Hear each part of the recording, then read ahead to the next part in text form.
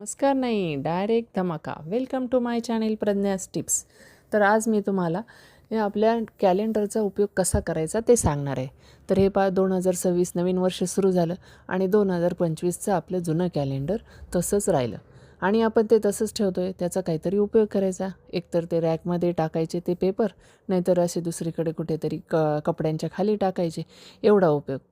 पण मी तुम्हाला आणखी एक खूप छान उपयोग तुम्हाला सांगणार आहे. तर तुम्ही माझा व्हिडिओ शेवटपर्यंत नक्की पहा आणि माझ्या चॅनेलला सबस्क्राईब जर केलं नसेल तर जरूर सबस्क्राईब करा, कारण मी अशाच खूप छान आयडिया तुम्हाला सांगत राहणार आहे. तर हे पहा, हे आता जुनं कॅलेंडर आहे आपलं 2025चं आणि ते तर तसंच राहणार आहे, जपून तर ठेवलं आहे. तर आता त्याचं काय करायचं तर ते मी तुम्हाला सांगते. माझ्या सासूबाईंनी मला ही आयडिया सांगितली. 10 वर्षापासून मी ते वापरते आणि मी माझ्या चॅनेलवर आधी अशा खूप छान आयडिया सांगितलेल्या आहेत. तुम्हाला जर अशा काही आयडियाज ट्रिक्स हव्या असतील तर मला कमेंट करून नक्की कळवा. मी ते तुम्हाला काही मदत करेल, नक्की सांगेल. तर हे पहा, हे आपला कागद जाड असतो कॅलेंडरचा आणि त्यामुळे त्याचा खूप छान उपयोग करून घेता येतो. मला तर कुठलीही वस्तू जुनी झाली की ती लगेच टाकून द्यावी वाटत नाही. असं वाटतं तिचा काहीतरी उपयोग करावा आणि मगच टाकून द्यावी. मला तर माझ्या मैत्रिणी नेहमी म्हणतात की तू काय साधा पेपरचा तुकडासुद्धा परत वापरून मगच टाकून देतेस.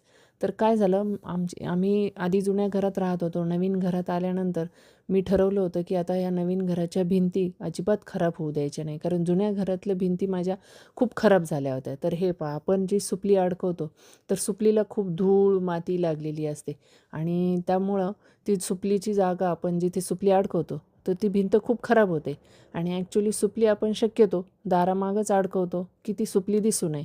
पण हे पहा, ही सुपलीची जागा आहे ती किती खराब झाली आणि नंतर आपल्यालाच ती स्वच्छ करत बसावं लागतं. ते घाण आपल्यालाही पाहावत नाही. आपण मग त्याला स्वच्छ फडक्याने पुसून करतो, स्वच्छ करतो, कारण ती जागा घाण दिसते ना आपलेच हात दमतात.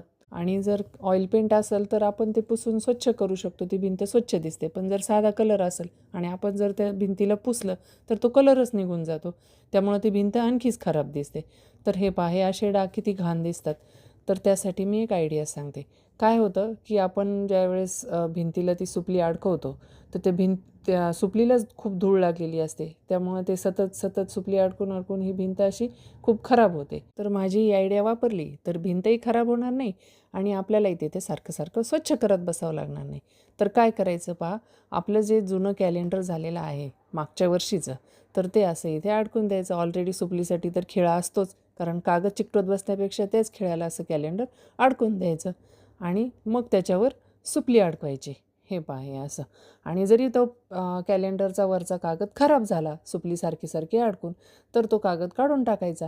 त्याच्या खाली तर दुसरे कॅलेंडरचे पेपर असतातच, त्यामुळं मग कागद जरी घाण झाला तर तोही दिसणार नाही. आपण पेपर बदलत राहू, त्यामुळं आपलं वर्ष पुन्हा पुढचं वर्ष असंच एक कॅलेंडर वापरत सुपलीच्या वापराने निघून जातं.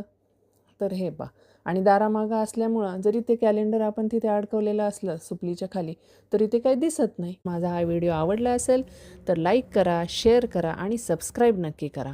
आणि भेटूया आपण अशाच नवीन आयडियासोबत नेक्स्ट व्हिडिओ. तोपर्यंत स्मार्ट राहा, स्टायलिश राहा. Bye bye. Bye bye.